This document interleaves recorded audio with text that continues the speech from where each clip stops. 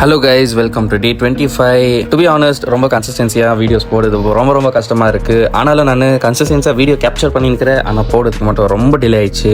இன்னைக்கு February 3rd, ஆனால் நான் போட போகிற video Day 25. So guys, finally கடை ஓப்பன் பண்ணியாச்சு.